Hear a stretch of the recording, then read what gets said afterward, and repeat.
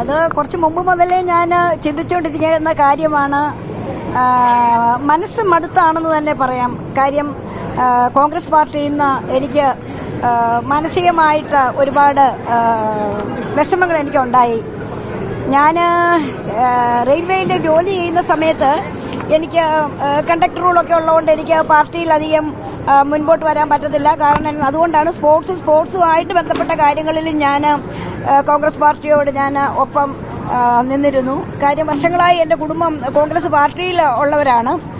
പക്ഷേ ഇവിടെ വന്നതിന് ശേഷം ഈ ഒരു കഴിഞ്ഞ 2-3 വർഷം കൊണ്ട് ഞാൻ ദേശീയ കായിക വേദിയുടെ സ്റ്റേറ്റിന്റെ സ്പോർട്സിന്റെ പ്രസിഡന്റായിരുന്നു. ആദ്യം ഈ കമ്മിറ്റി ഉണ്ടാക്കി കഴിഞ്ഞപ്പോഴത്തേക്ക് നമ്മുടെ എല്ലാ ഇന്റർനാഷണൽ കായിക താരങ്ങളും ഇന്ന് ഇന്ത്യയിലുള്ള എല്ലാ കായിക താരങ്ങളും മലയാളികളെ കായിക താരങ്ങളെല്ലാം അതിനകത്ത് മെമ്പർമാരായിരുന്നു. വളരെ നല്ല രീതിയിലായിരുന്നു പ്രവർത്തിച്ചുകൊണ്ടിരുന്നത്. എന്നാൽ അതിനകത്ത് തന്നെയുള്ള ഒരാള് അതിനെ വൃത്തികേടാക്കാൻ മോശമാക്കാനായിട്ട് നോക്കി. അപ്പം അന്ന് തന്നെ ഞാൻ കംപ്ലൈന്റ് കൊടുത്തു, ഇങ്ങനെ ഒരു പ്രശ്നം പോയിക്കൊണ്ടിരിക്കുകയാണ്, അത് KPCC ഇടപെടണം, അതിനകത്ത് അദ്ദേഹത്തിനെ ഒന്നുകിൽ മാറ്റി എനിക്ക് പ്രവർത്തിക്കാനുള്ള അവസരം ഉണ്ടാക്കി തരിക എന്ന് പറഞ്ഞ് ഞാനിപ്പോൾ ഇരിക്കുന്ന ഈ കഴിഞ്ഞ ഒരു 4 പ്രസിഡന്റന്മാർക്ക് ഞാൻ ലെറ്റർ കൊടുത്തു. അവരാരും ഒന്നും മാറ്റിയില്ല. ആ ഒരു ലെറ്ററിന് അവരൊന്നും ഒരു കൺസിഡറേഷനും തന്നില്ല. പിന്നീട് ഈ ഇടയിൽ എന്നാന്ന് വെച്ച് കഴിഞ്ഞാൽ ഇതേ ഇതിൽ തന്നെ ഇരുന്ന സമയത്ത് ഈ ദേശീയ കായിക വേദിയെ നശിപ്പിച്ച ഒരാളെന്നുള്ള നിലയ്ക്ക്, നശിപ്പിക്കുക എന്ന് പറഞ്ഞാൽ ഒരു പ്രവർത്തനവും ചെയ്യാതെ, നിങ്ങൾക്കൊക്കെ അറിയാം, പ്രസിഡന്റായിട്ട് ഞാനിരിക്കുമ്പം സെക്രട്ടറി നല്ലപോലെ വർക്ക് ചെയ്യേണ്ട ആളാണ്.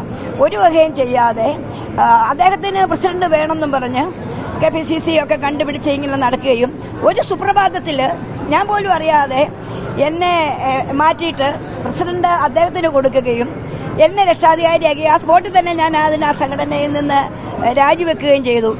പത്മിനി തോമസ് ഈ സംഘടനയിൽ വന്നിരിക്കുന്നത് സ്ഥാനമാനങ്ങളൊന്നും നോക്കിക്കൊണ്ടല്ല. ഇന്ന് ഞാൻ ഒരു സ്ഥാനമാനത്തിന്റെയും പുറകെ പോയിരുന്നു. ഈ BJP വരുമ്പോഴും ഞാൻ ഒരു സ്ഥാനമാനവും നോക്കിയല്ല ഞാൻ വന്നിരിക്കുന്നത്. കാരണം മോദിജി, ഞാൻ എപ്പോഴും നല്ല ഒരു ഇതിൽ കാണുന്ന മോദിജിയുടെ പ്രവർത്തനങ്ങൾ നമുക്കറിയാം. കായിക രംഗത്ത് എന്തുമാത്രം കാര്യങ്ങളാണ് മോദിജി ചെയ്യുന്നത്. സ്പോർട്സിനാണെങ്കിൽ ബഡ്ജറ്റിലൊക്കെ ആണെങ്കിലും 6,000 കോടി രൂപ ചെലവാക്കുന്നു. അപ്പോൾ ഏഷ്യൻ ഗെയിംസ് കഴിഞ്ഞ 100 മെഡൽ പ്രതീക്ഷിച്ചു പോയ ഏഷ്യൻ ഗെയിംസിന് കായിക താരങ്ങൾ 107 മെഡലുമായിട്ട് എങ്ങനെയാണ് വന്നത്?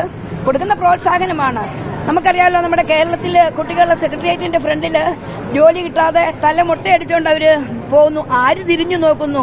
സ്പോർട്സ് കൗൺസിലിൽ ശമ്പളം കിട്ടിയിട്ട് മാസങ്ങളോളം ആയി. കോച്ചസിനും പെൻഷൻ പറ്റിയവർക്കും ഒന്നും ശമ്പളം ഇല്ല.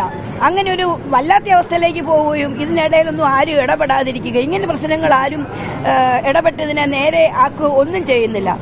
പക്ഷേ മോദിജി ഗവൺമെന്റ് ഒരുപാട് കാര്യം, അതുപോലെ തന്നെ വനിതാ സംവരണം, വനിതകൾക്ക് കൂടുതൽ പ്രാതിനിധ്യം, ഇതൊക്കെ ചെയ്തത് എന്റെ മനസ്സിനെ ഭയങ്കരമായിട്ട് എനിക്ക് സന്തോഷിപ്പിച്ചിട്ടുണ്ട്. വനിതാ സംവരണം ഇന്നും കേരളത്തില് ഈ പാർട്ടികളൊക്കെ ഭരിച്ചാലും വനിതകൾക്ക് യാതൊരു പ്രാതിനിധ്യവുമില്ല. നിങ്ങൾക്കൊക്കെ അറിയാമല്ലോ, പലതും പറയും എന്തുകൊണ്ടാണ് ഈ സ്ത്രീകളൊക്കെ ഈ കോൺഗ്രസ് പ്രസ്ഥാനത്തിൽ നിന്ന് പോകുന്നത്.